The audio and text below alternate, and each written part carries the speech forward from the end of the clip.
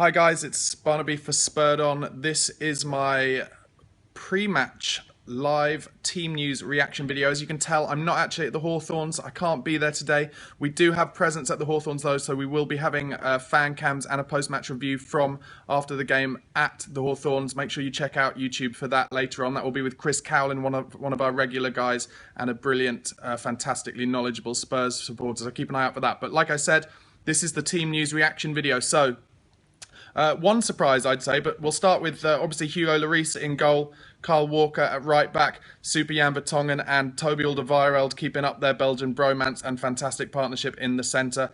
And then Danny Rose at left back. Then just in front of them, of course, Eric Dyer, future Spurs captain, black boot-wearing legend that he is. And then I think Moussa Dembele will play alongside him there, although he, of course, can switch with Dele Alli, who will be playing just in front, in my opinion, but either can play in both positions. That'll be interesting to see who plays which.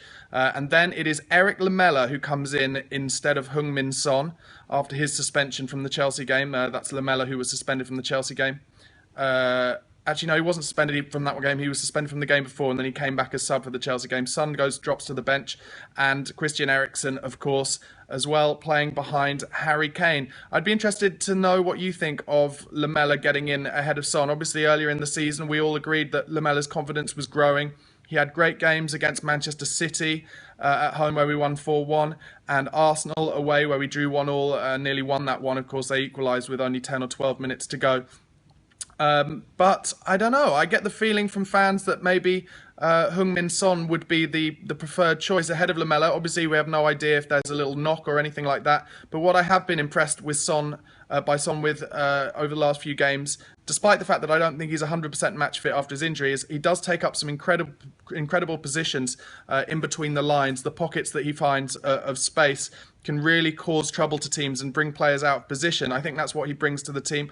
Lamela, of course, we know, he works very hard.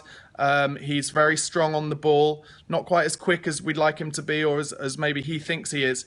But, of course, what Lamela definitely has is a final ball. If he finds space and you get Kane running ahead of him, or maybe even Dele Alli making breaks through, then Eric Lamela can unlock the door. He's got an eye of the needle pass, unlike a lot of other players. In fact, to be honest, with him and Eriksen in the team, that does breed creativity in terms of if we can get them in space, with Kane making runs in behind or them running off Kane as he holds the ball up. Apart from that, I'd say it's a pretty standard team for this season that Spurs have played a lot of the time. Obviously, the key thing being the spine, really. Hugo and then Toby and Jan and Eric Dyer. That foursome is what has really changed our season around in terms of or changed how good we've been this season compared to last season where we were just shipping goals left, right and centre. This season we look solid. I think we've only conceded 14 goals. I might be slightly wrong, but it's around 13, 14 goals.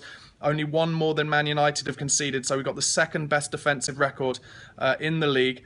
I personally believe if we keep a clean sheet today, then we will beat West Bromwich Albion. However, as we can see from the Stoke game, Stoke currently beating Manchester City 2-0 last I looked. Yep, they still are. That's in the Midlands as well, where the West Brom game is going to be.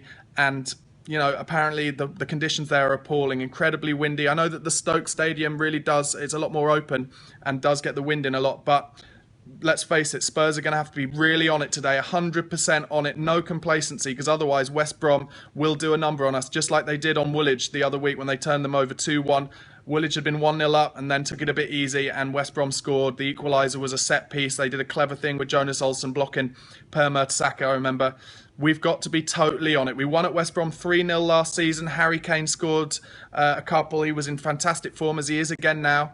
If we can get a goal early and then calm ourselves down, maybe get another one, then fine. I think we can, I think we'll win this game. But if we don't give them the respect they deserve, then this is a match that is very dangerous for Tottenham Hotspur. Very dangerous indeed. I don't think anyone should be complacent about the result today in any way. I know a lot of you were disappointed that we only got a draw against Chelsea last week at home, but I think that's a fantastic result and will prove to be if we can get the 3 points today.